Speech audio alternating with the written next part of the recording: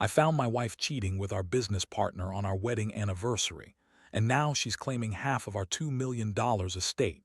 And it turns out she was secretly draining our savings for years before the affair was even discovered. Hello, everyone. Dear listeners, please share your thoughts in the comments section below. And don't forget to like, share, and subscribe. Now, let's begin the video. Using a throwaway for obvious reasons, with certain specifics modified to preserve anonymity. I never thought I'd be the guy sitting here, writing about how I found out my wife was cheating on me with our business partner, and that she's now trying to claim half of our $2 million estate.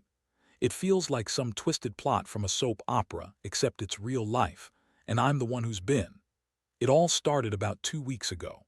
I'd noticed subtle changes in Lisa's behavior, less affectionate, more distracted, always looking over her shoulder or nervously checking her phone. At first, I chalked it up to stress. We just finished a big deal at work, and she'd been pushing hard to close some new clients. But then I caught her in a lie. She told me she was working late that night, yet I found her car parked at the hotel downtown, and her phone was password protected, which she'd never done before. That odd little detail sparked my curiosity, so I looked through her messages when she was in the shower. What I found made my blood run cold. There were texts from Mark, our business partner, flirty, suggestive, and clearly more than just professional. They'd been exchanging messages for months. Not just emails or quick texts, but long, intimate conversations. They talked about their secret meetings, their special moments, and how they couldn't keep their hands off each other. I found pictures, too, photos of Lisa in bed with Mark, half-dressed, smiling like they were sharing some dirty little secret. The worst part, these weren't just innocent flirtations, they were having sex. I couldn't believe it.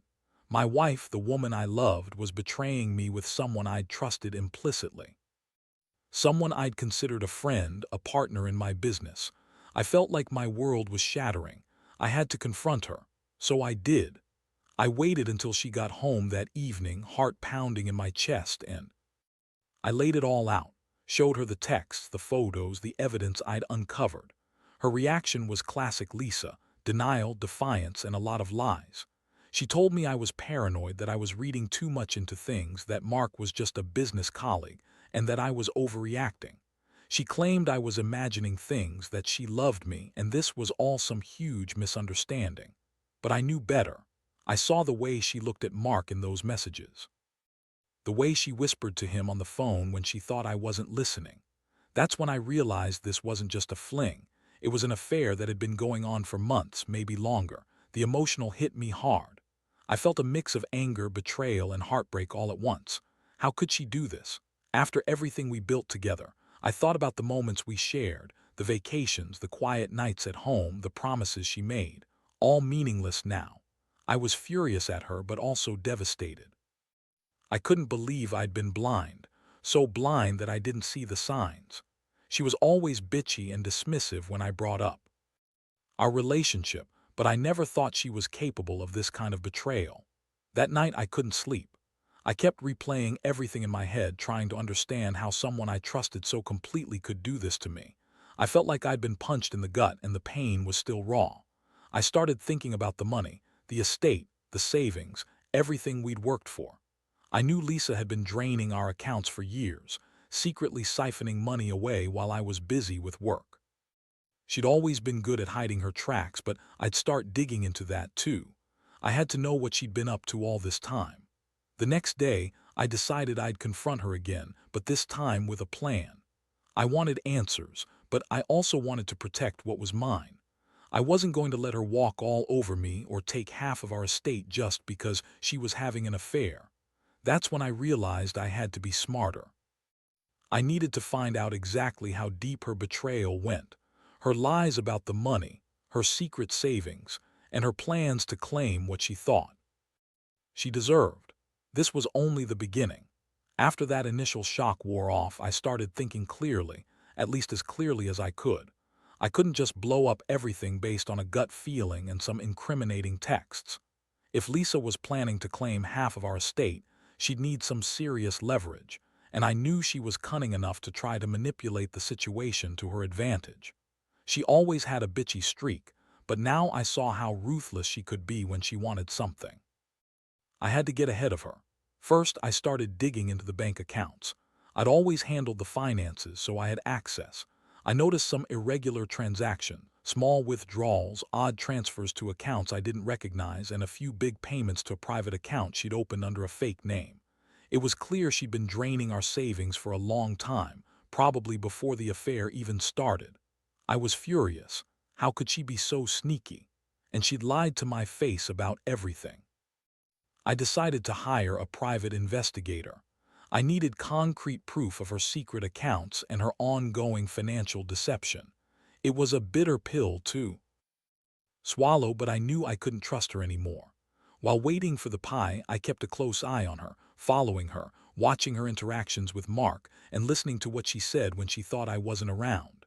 The more I observed, the more I realized she was planning her next move. She was already talking about lawyers, about what's fair, and how she deserved her share because she'd sacrificed so much for our marriage. The pie came through faster than I expected. He provided bank statements, hidden account details, and even proof of her transferring money to an offshore account. That was the moment I knew I had her dead to rights.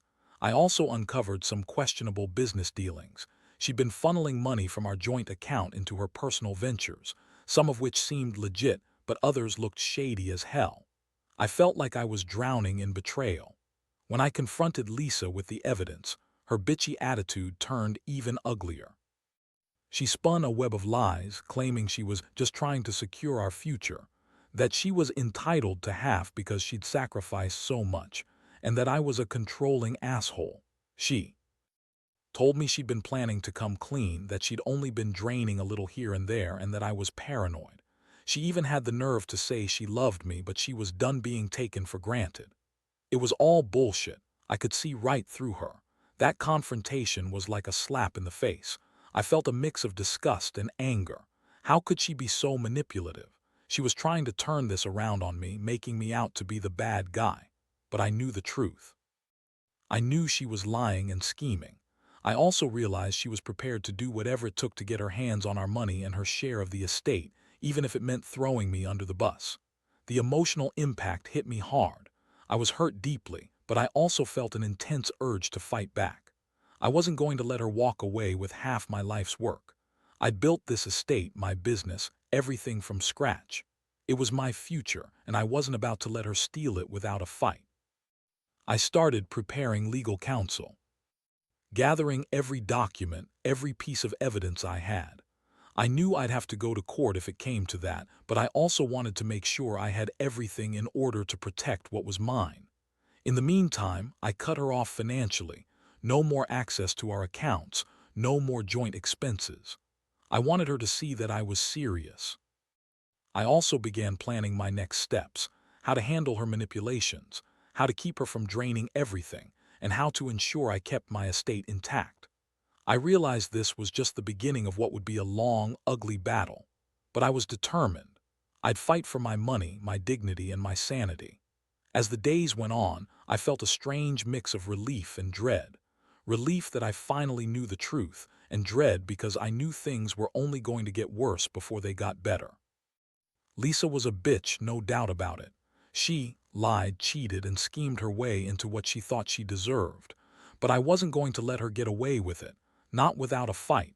And I knew I had to stay one step ahead if I wanted to come out of this with some shred of my pride intact. Once I had all the evidence lined up, I knew I needed a game plan. I couldn't just confront Lisa again without a clear strategy. I'd already seen how good she was at spinning lies and how manipulative she could be when cornered. I had to be smarter, more calculated. My priority was protecting my estate, but I also had to deal with her attitude, her bitchiness, her accusations, her outright lies. She was trying to twist everything to her favor, and I wasn't going to let that happen. I reached out to a lawyer I knew from a trusted recommendation. I needed someone who knew how to handle high-stakes divorce cases, especially when money and betrayal were involved. The lawyer, a guy named Mark, ironic, right, listened patiently as I explained everything. I handed him the evidence I'd collected, bank statements, offshore account details, the photos, the texts. He looked at it all and nodded grimly. Your wife's been draining your savings for years, he said, and she's trying to claim half of everything based on her contributions, which, frankly, are questionable given what I see here. We can file for a divorce, and I'll make sure she doesn't get away with half your estate unless she can prove she's entitled to it. But it's going to be a fight. That night, I sat alone in my house, staring at the ceiling, trying to process everything. I was angry, yes, but also hurt. I kept asking myself how Lisa could do this. How she could betray me, lie to my face, and then turn around and act like she was the victim. She'd always been bitchy, demanding, and manipulative, but this was next level. I felt like I'd been living with a stranger all along. The next day, I decided I'd confront her again, calmly but assertively. No more hiding. I wanted her to know I was serious. I told her I had hired a lawyer and that I was prepared to go to court if she tried to take what wasn't rightfully hers. She scoffed, rolling her eyes, and told me I was overreacting. That I was just jealous and paranoid, that she loved me and had only ever been loyal. That was such bullshit I almost laughed. The lying bitch. She started crying, claiming she'd never cheated, that the texts and photos were fake or taken out of context. She said she was just stressed, that Mark was just a business friend, and that I was reading too much into it. She kept insisting she was entitled to her fair share because she'd sacrificed so much: her career, her time, her beauty, her words. Honestly, I had to hold back from just losing it right then and there. Her excuses were pathetic, and her bitchy tone just made me want to punch her. But I stayed calm. I knew I had to keep my cool if I wanted to win this. I told her I'd be taking her to court, that I had proof of her secret accounts, her draining of our savings, and her affair. Her face twisted into a sneer, and she spat back that I was a controlling asshole, that I'd never really loved her, and that she'd take everything I had if I pushed her too far. That's when I realized she wasn't backing down easily. She was ready to fight me for every penny, and she'd probably lie, cheat, and manipulate her way to the top. If she had to. The emotional toll was heavy. I felt betrayed, furious, and utterly exhausted. I'd trusted her for years, and now I saw how she'd been secretly draining our money, planning her escape, and scheming to take half of what I built. I couldn't believe I'd been so blind. The worst part was the realization that she'd lied so much, she even tried to turn my own suspicions against me. She said I was jealous, insecure, and that I was the one who'd ruined everything. That was her way of gaslighting me into thinking I was the problem. I knew I couldn't let her get away with this. I'd come too far, worked too hard, to see her walk away with a big chunk of my estate.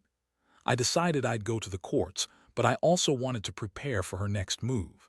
If she was willing to lie and cheat over money and sex, I had to be ready for her to do anything. I started compiling a timeline of her financial activities, saving all the proof I'd gathered, and talking to my lawyer about strategy.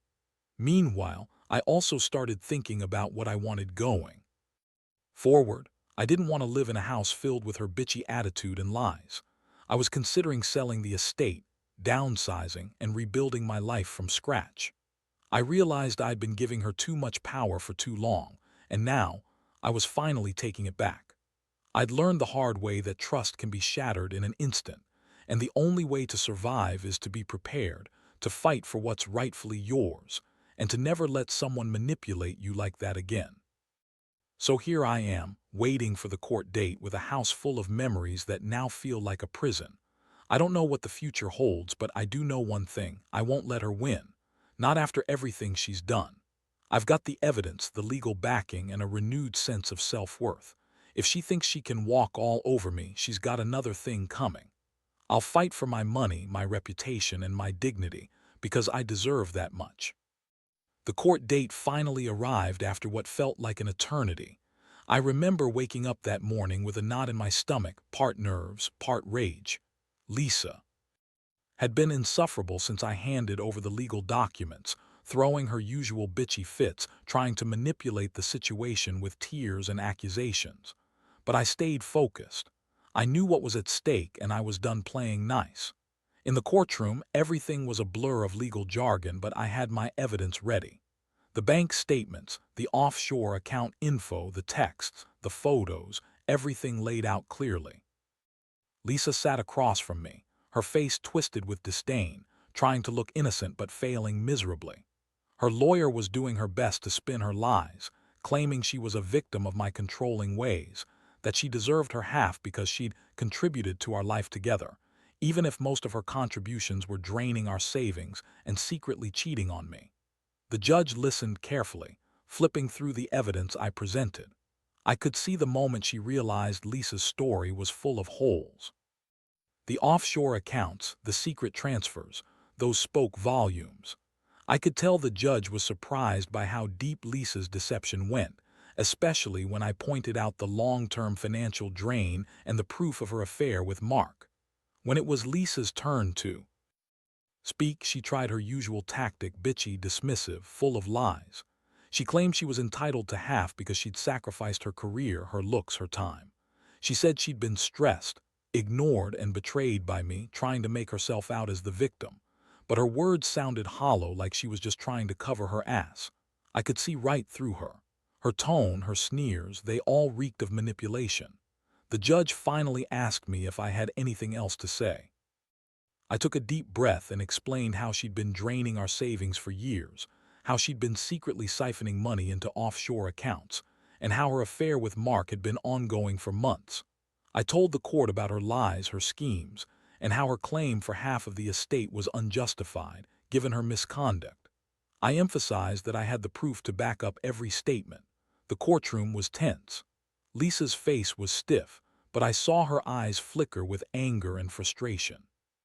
My lawyer had done a good job laying out the facts, and I could tell the judge was leaning toward my side. After what felt like hours of back and forth, the judge finally made her ruling. She awarded me the majority of the estate, more than I expected, considering Lisa's claims.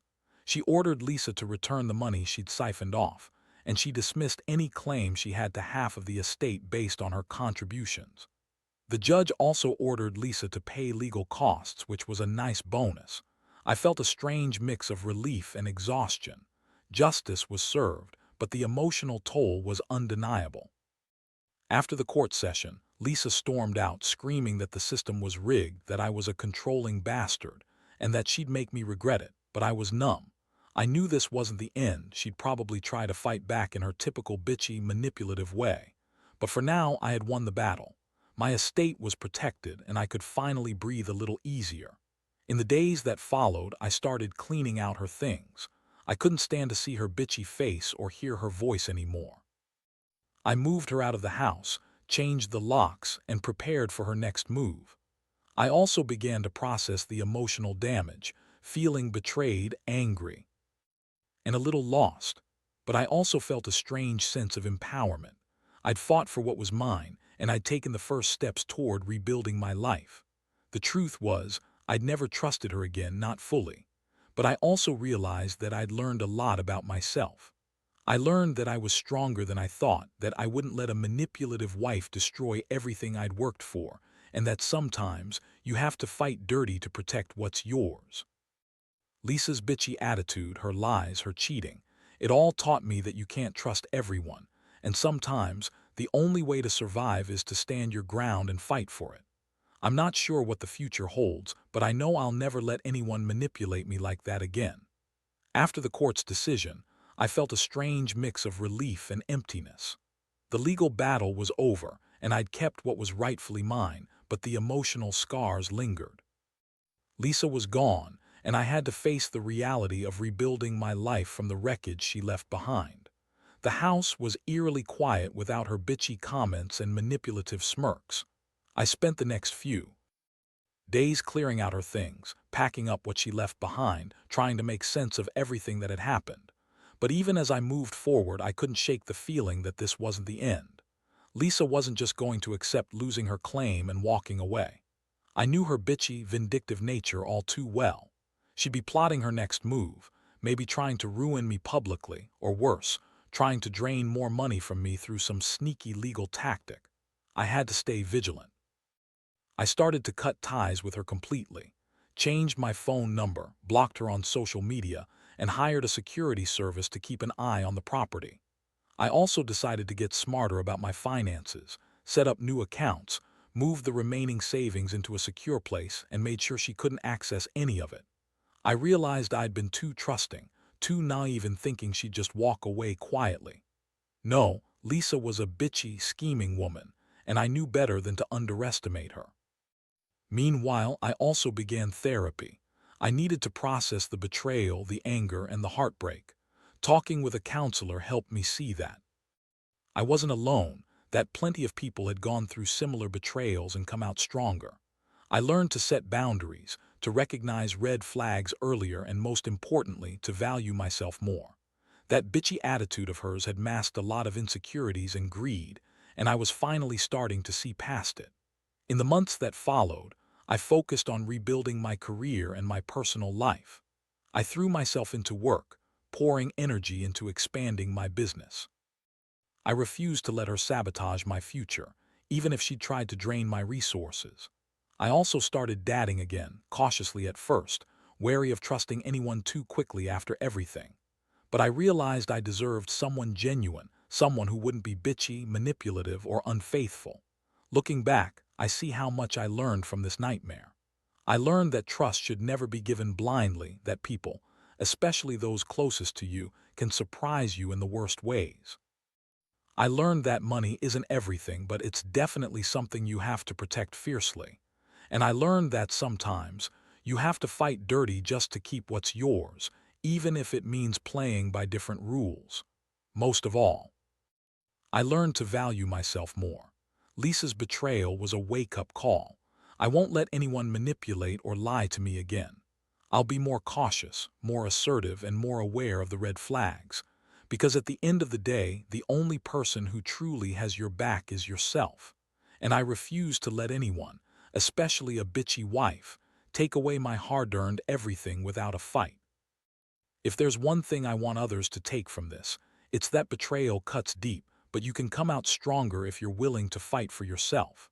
Trust is earned, not given, and sometimes the biggest lesson is learning when to walk away and protect what's yours. I'm still healing, still rebuilding, but I know I'll be okay. I have to be. Looking back now, I realize how close I came to losing everything. My money, my trust, even my sanity. Lisa's bitchy attitude, her lies, her affair. It all seemed like a nightmare I couldn't wake up from. But I fought through it, piece by piece, and somehow I'm still standing. The house is gone, her presence is erased from my daily life, and I've learned more about myself than I ever thought I would. The biggest lesson I've taken away is that trust, once broken, can't be easily restored. I wasted too many years trusting blindly, thinking Lisa was the woman I married, the woman who loved me. But she was always more interested in her own schemes, draining our savings, lying about the affair, trying to take half of what I built. Her bitchy, manipulative nature was a mask for her greed and insecurity. I see that now clearly. Getting through the legal battle was the court, the evidence, the accusations, it all tested my patience and resolve. But standing there, presenting my case, I felt a strange sense of empowerment. I fought for what was mine, for my future. I realized that I don't need someone who only cares about herself, who cheats, lies, and manipulates. I need to protect myself and my hard work, and I need to be smarter about who I trust. Since everything happened, I've focused on rebuilding my life from the ground up. I've learned to value myself more, to set boundaries, and to recognize the red flags early. I've also become more cautious about money, about who I let into my life, and about trusting people blindly. It's not easy, and there are still days when I feel the sting of betrayal, those moments of anger, sadness, and regret. But I remind myself that I'm stronger than her bitchy attitude, her lies, and her betrayal. Now I'm more selective about who I let into my world. I've started dating again, but carefully. I know better than to rush into anything. Trust has to be earned, and I'm not giving it away easily anymore. The experience has made me more resilient, more aware, and more determined to protect what's mine. I know I'll never let someone manipulate me like that again.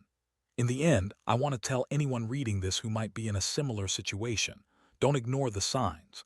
Don't let someone's bitchy attitude, lies, or manipulation slide because you're comfortable or scared. Stand up for yourself. Protect what you've worked hard for. And if someone betrays you, fight for justice, because you deserve it. I've come out of this battered but better.